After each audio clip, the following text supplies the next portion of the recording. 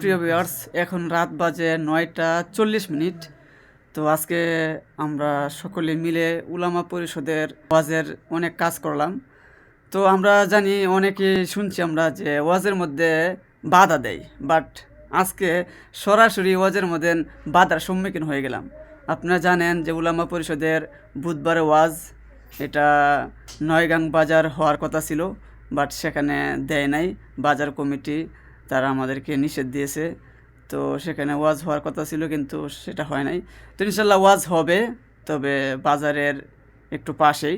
আমরা এটা অনেক দৌড়াদৌড়ি করলাম, অনেক কিছু করলাম, করার পরে এটা এখন আমরা সিদ্ধান্ত নিয়েছি যে বাজারের পাশেই ওয়াজটা হবে ইনশাল্লাহ। তো ইনশাল্লাহ আপনারা আসবেন, সবার দাওয়াত রইল। দেলোয়ার ভাই, তুমি আজকে কি করলা? অনেক তো কষ্ট করলা ওয়াজের জন্য, তুমি কিছু বলো সে। আলহামদুলিল্লাহ, খুব দুঃখিত, মর্মান্তিক ভাবে বলতে হয় কথাটা।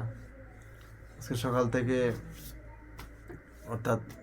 থেকে এই পর্যন্ত খুব মেহনত করে যাচ্ছি উলামা পরিষদের জন্য।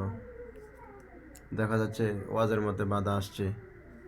এই বাধা বিঘ্নতা পেরিয়ে আমরা ওয়াজটা শুরু করতে যাচ্ছি। ইনশাল্লাহ বুধবারে যে প্রোগ্রামটা ছিল সেটা হবে, এমনকি এটা বাজারের পাশেই হবে। আপনাদের সকলের দাওয়াত, আসবেন ইনশাল্লাহ। তো সবার দাওয়াত রইল। তো সবচেয়ে দুঃখ লাগলো এটাই যে আমরা আগে শুনতাম যে ওয়াজের মধ্যে বাধা দিত, বাট আজকে সেই বাধাটা একদম সরাসরি সম্মুখীন হয়ে গেলাম। তো এই বিষয়টা আমরা শিখলাম এবং এখান থেকে অনেক কিছু জানলাম, শিখলাম। তো এই বিষয়টা আপনাদের সাথে একটু শেয়ার করলাম।